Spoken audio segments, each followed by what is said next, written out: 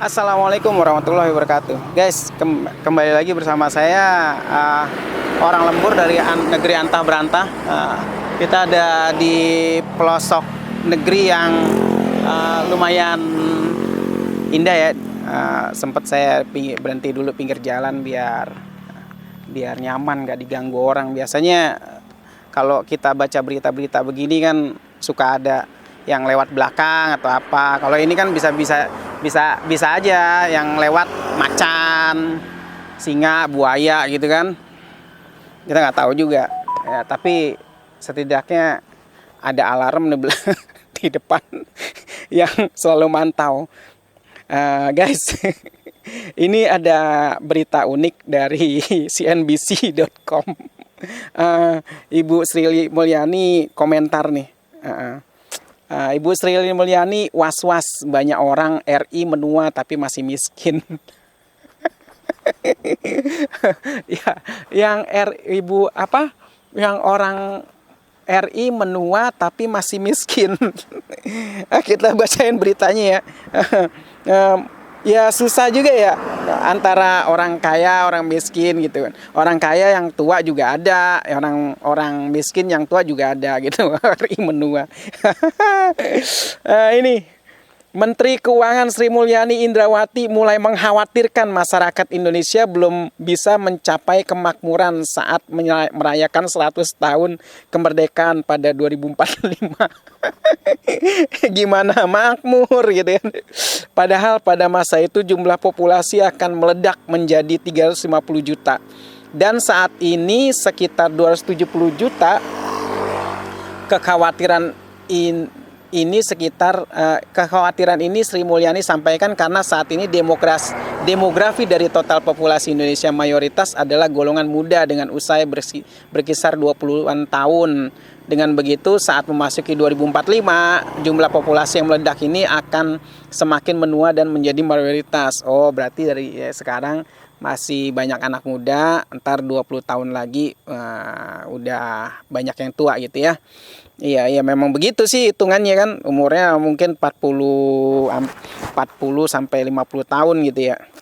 Nah, jadi lanjut lagi, jadi dari sekarang kita harus dipikirkan jangan sampai istilah ekonomi dan yang negara getting old tapi masih miskin. Kalau generasi komposisinya makin menua namun belum sejahtera, maka negara itu akan makin menghadapi situasi makin kompleks. Kata Sri Mulyani secara Maret Gedung Dana Pala. Acara Mofest 2022 Kamis kemarin ya.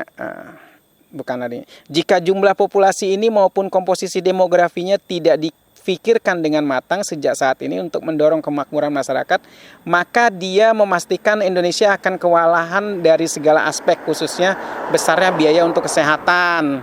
Jadi Bu Sri ini khawatir besarnya biaya untuk kesehatan untuk orang-orang sakit gitu ya. Ya termasuk yang tua-tua tadi ya. Sri Mulyani berujar ketika jumlah populasinya sudah menua maka mereka akan semakin membutuhkan pelayanan kesehatan yang tentu tidak murah. Apalagi jika mayoritas usia masyarakatnya di kisaran 60 tahun dan tidak menjaga kesehatan sejak dini, akan semakin mudah terserang sakit. Demand for health akan berbeda dan diproyeksikan Indonesia merayakan 100 tahun independensi. Komposisi demografi Indonesia akan menua, jadi makin banyak orang tuanya. Itu jadi dari sekarang harus dipikirkan. Oke, dengan demikian dia menekankan sejak saat ini harus dipecahkan masalah itu oleh seluruh anak bangsa. Jadi seluruh warga negara wajib memecahkan solusinya ini. Jadi jangan nyalahin pemerintah terus gitu kan. Jadi pemerintah tuh kerjanya udah berat banget kan, suruh mikirin begini repot gitu.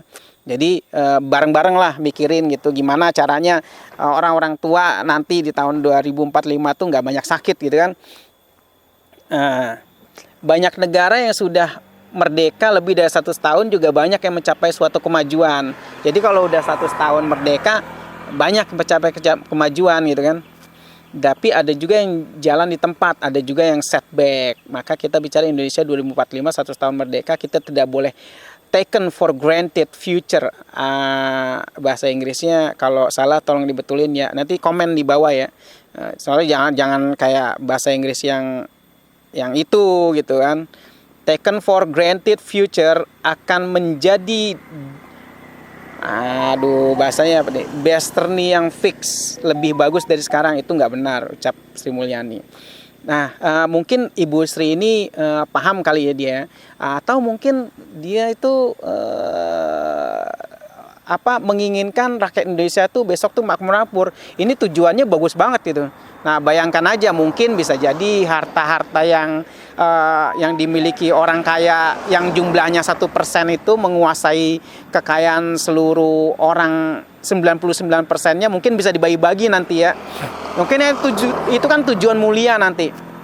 Mungkin bisa jadi nanti Ibu Sri Mulyani donasikan gajinya atau hartanya gitu kepada orang-orang tua, orang-orang miskin yang sakit gitu kan di kalangan itu. Kita kan nggak tahu tujuan mulianya gitu.